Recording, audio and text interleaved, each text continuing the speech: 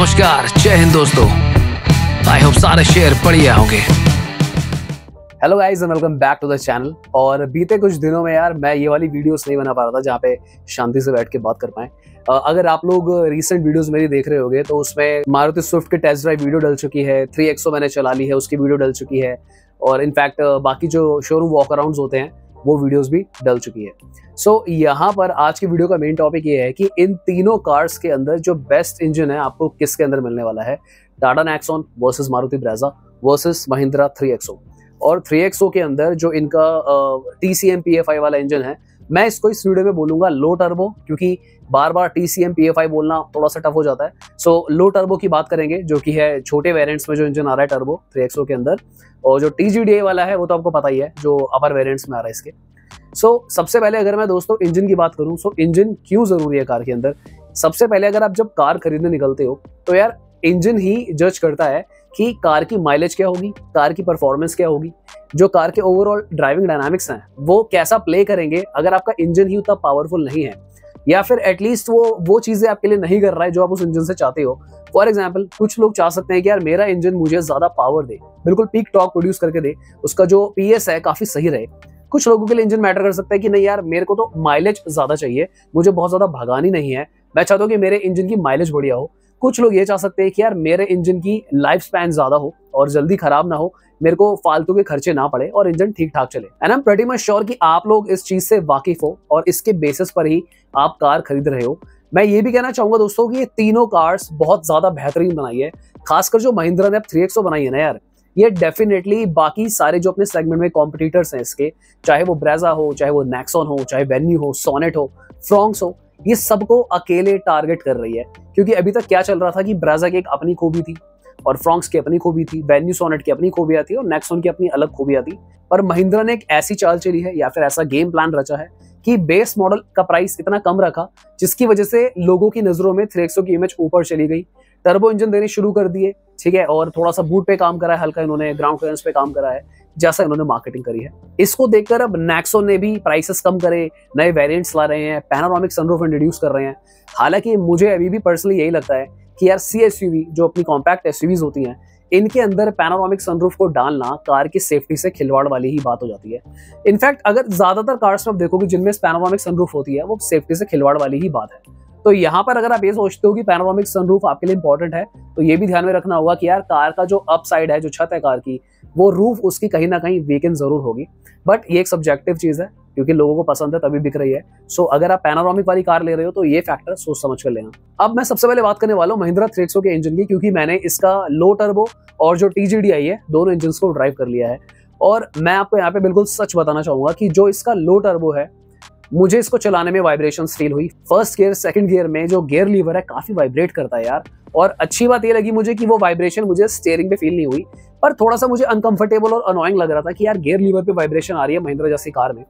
मुझे कहीं ना कहीं ऐसा लगा कि जो टर्बो इंजन आपको काइगर या फिर मैग्नाइट में मिलता है उससे मिलता जुलता ये इंजन लगा मुझे। और बस ये 1.2 है, तो इसमें एक एडवांटेज ये है कि वो 1 लीटर टर्बो देते हैं आपको निसान मैग्नाइट में या फिर काइगर में, पर यहाँ पर 1.2 लीटर टर्बो है तो थोड़ी सी पावर अच्छी और लगती है, पैपी फील होता है।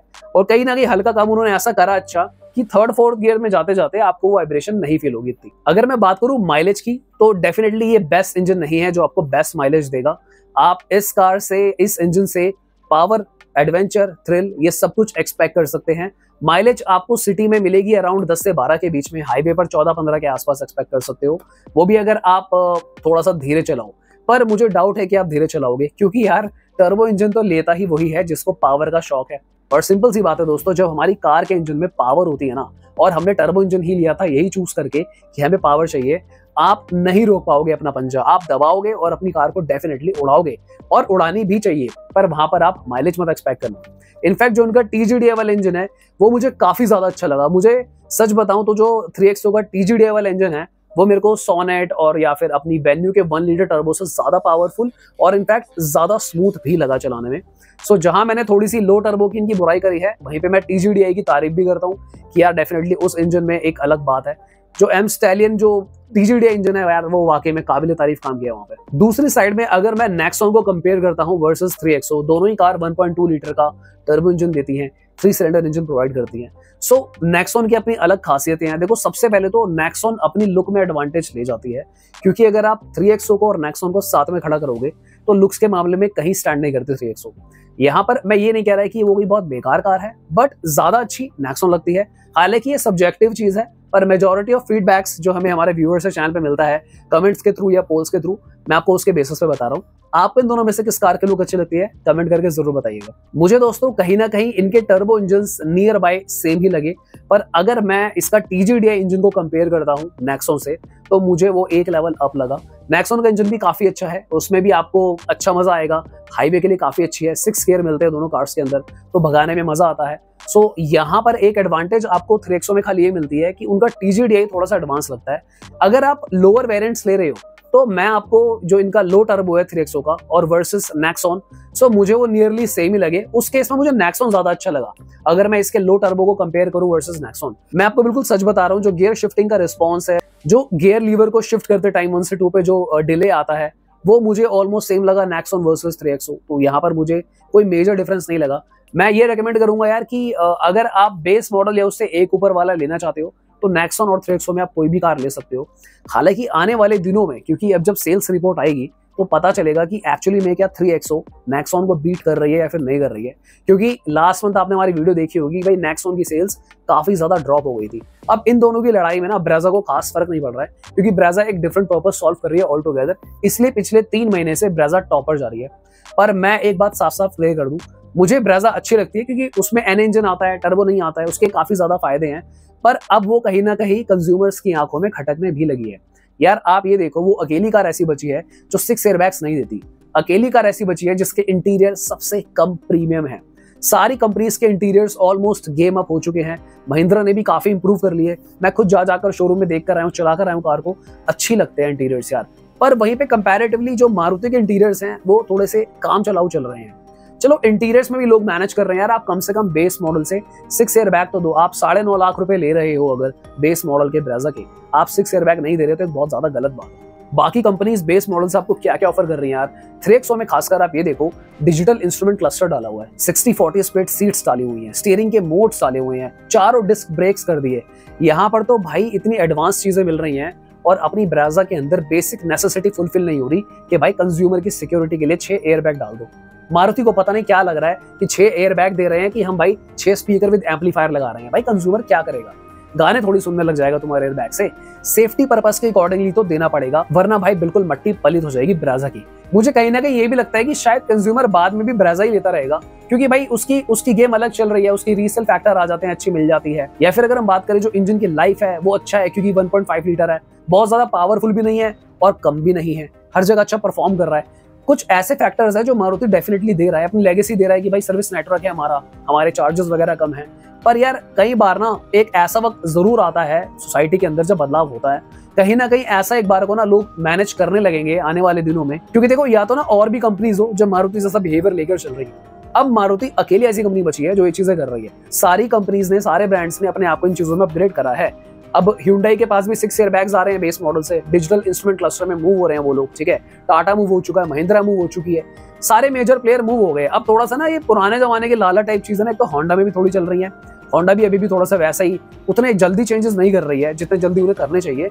इनफैक्ट मैं होंडा को एक बड़े कार ब्रांड में काउंट करता हूँ, पर इनका बिहेवियर थोड़ा सा लाला टाइप ही चल रहा है। मारुति का तो भाई बिल्कुल ही मट्टी पलीती हो चुकी है। क्योंकि भाई मारुति में क्या चल रहा है ना, देखो इंजन उसमें क्या है, NA इंजन है, स्मूथ इंजन है, शहर के हिसाब से एक नंबर है। हाईवे पे अगर आपको देखो 120-130 तक चलानी हो तो बहुत मजा आता है, पर 130-120 के ऊपर अगर आप जाओगे ना तो आपको 6th गियर की नीड फील होती है वहां पे, कि कार थोड़ा सा 6th गियर की डिमांड कर रही है, वो यहाँ पर नहीं आता। तो ये इंजन में थोड़ा सा मेरे को सही नहीं लगता। पर भाई वैसे वो बहुत अच्छी कार है, चलने के हिसाब से लुक्स बहुत प्यारी है, उसकी डायमेंशंस देखने में सबसे बड़ी लगती है सारी कॉम्पैक्ट एसयूवीज में। पर चेंजेस नहीं करोगे तो भाई कोई फायदा नहीं है, फिर धीरे धीरे लोग शिफ्ट होंगे ही होंगे। अभी भी भाई 3XO की जब सेल्स नंबर आने शुरू होंगे ना, तब पता चलेगा कि लोगों ने भाई क्या माइंड बनाया है। क्योंकि आप अगर सच देखोगे ना, जो कड़वा सच है, ब्रेजा सिर्फ अपने इंजन पे खेल रही है कि भाई कम रेट में आपको अच्छा ड्यूरेबल इंजन मिल जाता है जो आपको अच्छी माइलेज निकाल कर दे देता है। सेकंड फैक्टर आ जाता है रीसेल वाला। ये दो चीजें बाकी कंपनीज के पास नहीं है। तो यहाँ पर मारुति के पास एडवांटेज भी है और डिसएडवांटेज भी बन रही है। एडवांटेज ये है कि अगर गलती से इन्होंने डाल दिया डिजिटल इंस्ट्रूमेंट क्लस्टर और 6 एयरबैग्स, थोड़े थोड़े से अगर चेंजेस कर दिए ना, बड़ी मुश्किल हो जाएगी भाई बाकी कॉम्पिटिटर्स के लिए। और डिसएडवांटेज क्या है, अगर आप अभी भी चेंजेस नहीं कर रहे, अपनी मनमानी कर रहे हो, आप सोच रहे हो यार कंज्यूमर तो पागल है, हम ही टॉप पे रहेंगे, तो मैं याद दिला दूं, ऐसी थिंकिंग ऐसी मेंटालिटी लेकर ना नोकिया भी चला करता था कि भाई हम नोकिया हैं, हम इंडिया में ये कर देंगे, हम तो वो कर देंगे, हमने तो ये कर रखा है, हमने वो कर रखा है। एंड्रॉयड को ठुकरा दिया था नोकिया ने, ओवर कॉन्फिडेंट हो गए थे भाई कि हम नोकिया हैं। सो आज की डेट में वो एंड्रॉयड ना ये सारे फीचर्स ही मान लो, और सेफ्टी इंक्लूडेड कर रहा हूं मैं, सेफ्टी और फीचर्स को उसी तरह से ले लो जैसे उन दिनों एंड्रॉयड आया था। भाई कुछ महीने लगे थे और सैमसंग ने बर्बाद कर दिया था नोकिया को। अब ये सारी चीजें अगर भाई मारुति नहीं कर रही तो बहुत ज्यादा अलार्मिंग है। मैं धीरे धीरे खुद यार इन चीजों के अगेंस्ट जा रहा हूँ। मैंने एक टाइम में मारुति ब्रेज़ा की काफी तारीफ करी है, पर वक्त के साथ साथ भाई मेरे चैनल का मोटिव है लोगों को सही और राइट चीजें बताना। अब धीरे धीरे ना डिफरेंशिएशन भी डिवाइड हो रहा है। पहले मैं कहता था कि ब्रेज़ा ही बेस्ट कार है, पर अब मैं क्या कहने लगा हूं कि यार जिनको थोड़ा सा हल्का आप सेफ्टी में माइनर कॉम्प्रोमाइज कर लो, या फिर अब आपको ज्यादा फीचर नहीं चाहिए, आपको माइलेज ज्यादा चाहिए, रीसेल ज्यादा चाहिए, तो ही ब्रेज़ा लो। अदरवाइज भाई मैं तो ओपनली कहूंगा, अगर आपके पास पैसे सही हो, थोड़ा बजट बनता हो, तो 3XO पे शिफ्ट हो जाओ, आंख बंद करके, कोई दिक्कत नहीं है उसके अंदर। इंडियन कंपनी है भाई, बिल्ड क्वालिटी दे रही है, सब कुछ कर रही है। बाकी इंजन टेस्ट ड्राइव जरूर करना, सारी कारों को करना। मैं आपको ये भी सलाह दूंगा दोस्तों, आप सारी कार जितनी भी अवेलेबल हो ना, उनकी टेस्ट ड्राइव लो जाके। कार खरीदते टाइम जल्दबाजी मत करो। 10-12 लाख रुपए आप लगाते हो, लोन्स भरते हो, इतना मेहनत का पैसा होता है। एक कार ये मत सोचो कि यार मुझे नेक्सॉन पसंद है तो बस वही टेस्ट ड्राइव करी और वही बुक कर ली। औरों को भी मौका जरूर दो, क्या पता आपको क्या अच्छा लग जाए, क्या क्लिक कर जाए। सेफ्टी के मामले में आजकल सारे ब्रांड्स धीरे धीरे कंसर्न हो रहे हैं, हर कोई पूरी कोशिश कर रहा है कि बेस्ट चीज दे। आप भी सोच समझ कर फैसला लो, सारी कार चलाकर देखो आपको कहां पर मजा आता है। बाकी एक चीज मैं और ऐड करूंगा, जब मैं 3XO चला रहा था भाई, उसका जो टॉप वेरिएंट है, वहां पर जो महिंद्रा ने बात बोली थी कि हमारी कार के अंदर आपको जो डिपार्चर और अप्रोच एंगल मिलता है, जो आपको कमांडिंग पोजीशन हम दे रहे हैं, XUV 700 वाली जैसे आपको वाइब आ जाएगी, तो मेरे को बहुत हंसी आ रही है बताते हुए। मैंने पता आपको लिटरली क्या फील करा, वो एक्चुअली में कहना क्या चाह रहे थे। आप ध्यान से समझो, हर कार के अंदर सीट हाइट एडजस्टमेंट आता है, राइट, और जो बेस मॉडल होता है उसमें नहीं आता। पहली बात तो जब आप बेस मॉडल लोगे ना 3XO, उसमें आपको कोई कमांडिंग पोजीशन नहीं है। एक बार को मुझे ऐसा पर्सनली फील हुआ कि अगर मैं नेक्सॉन या ब्रेज़ा में बैठूंगा बेस मॉडल में, तो उसका कमांडिंग पोजीशन ज्यादा अच्छा है 3XO के बेस मॉडल से। और अगर आप इन तीनों कार्स की सीट को टॉप पे ऊपर ले जाओगे पुश करते करते सीट हाइट एडजस्टमेंट से, भाई आपको तीनों कार्स के अंदर XUV वाला ही मिल जाएगा कमांडिंग पोजीशन।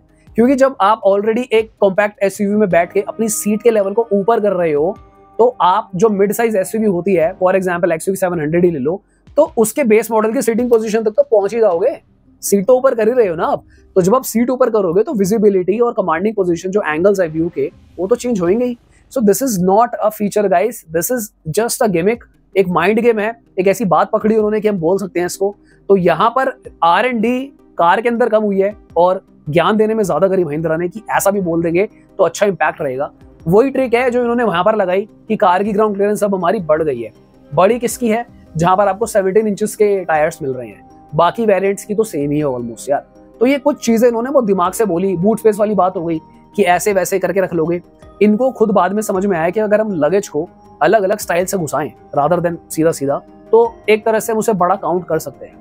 हालांकि ये अच्छी बात है, मुझे अच्छा लगा, मैं चाहता हूं, मैंने खुद अपनी आंखों से देखा भाई, आप मेरी वीडियो देखना कि अब महिंद्रा शोरूम में क्या करती है, लगेजेस लगा के छोड़ रखे हैं शोरूम के अंदर ही कि भाई देखो इतने लगेज आपको पड़े हुए रखे हैं, तो 4 लोगों का सामान तो आराम से ले जा सकते हो। And I am Fairlie agreed, ये बिल्कुल ठीक है, क्योंकि फ्रॉन्क्स का बूट स्पेस भी ना वो ज्यादा नहीं लगता है। फ्रॉन्क्स में भी यही है कि गहरा काफी है, डीप काफी है, तो एक लगेज खड़ा होगा, एक लेटेगा, तब जाकर 3 लगेज 4 लगेज आ जाएंगे। तो वैसा ही वाला हिसाब किताब है। सो यहाँ पर जो कंक्लूजन में वीडियो को निकालूंगा इन तीनों कार्स के अंदर, पहले सबसे ऊपर मैं अगर इंजन को रखूंगा ना, तो ऐसी कोई मैंने ना श्रेणी नहीं बनाई है कि विजेता हो गई 3XO या ब्रेज़ा या फिर नेक्सॉन। अगर आप टर्बो इंजन ले रहे हो ना, और अगर आपको टर्बो के अंदर फॉर एग्जांपल आप TGDI नहीं ले रहे महिंद्रा का, तो दोनों कार्स का सेम ही है। जो महिंद्रा का लो टर्बो वर्सेस नेक्सॉन का टर्बो, वो इक्वल जैसा ही लगा मुझे, जनरली बताऊं तो। अगर आपको टर्बो ही लेना है 1.2, तो TGDI लेना महिंद्रा का, वहां पे आपको ज्यादा एडवांटेज है। अगर आप डीजल इंजन लेने वाले हैं दोनों कार्स के, तो दोनों कार्स के डीजल ऑलमोस्ट सेम अच्छे हैं, नेक्सॉन वर्सेस जो अपनी 3XO है, बहुत अच्छे हैं दोनों के, कोई ऐसा मेजर डिफरेंस नहीं लगा मुझे। दोनों को चलाने में इक्वली मजा आता है, इक्वल काइंड ऑफ फीलिंग आती है, वाइब्स आती हैं। और अगर मैं बात करूं एटलास ब्रेज़ा की, वो किसे लेनी है, आप कोई ऐसे शख्स हो कि जिसको पावर से भी ज्यादा कॉम्प्रोमाइज नहीं करना, ओवर पावर कार भी नहीं चाहिए, अच्छी पावर चाहिए पर आपको माइलेज भी चाहिए, उस केस में आपको ब्रेज़ा पे जाना है। क्योंकि ब्रेजा का इंजन आपको डिसेंट पावर देता है, शहर के हिसाब से बहुत अच्छी कार भागती है, आराम से आपकी 130-40 पे भी चलती है, हाईवेज पे आगे भी भगाने को भगा सकते हो आप, पर कितनी भगाओगे चलान आने शुरू हो जाते हैं, तो वो फैसला सोच समझ कर ले लेना। सो यहाँ पर आप समझ रहे होंगे कि तीनों कार्स को मैंने किस तरीके से डिवाइड करा है। तो दोस्तों आज की वीडियो के लिए इतना ही। मैं आपसे रिक्वेस्ट करूंगा यार, as a human, as a मेरे भाई दोस्तों, प्लीज वीडियो को लाइक करे बिना और चैनल को सब्सक्राइब करे बिना मत जाना। तो मिलते हैं फिर किसी और दिन guys. Thank you so much for watching, bye bye, take care.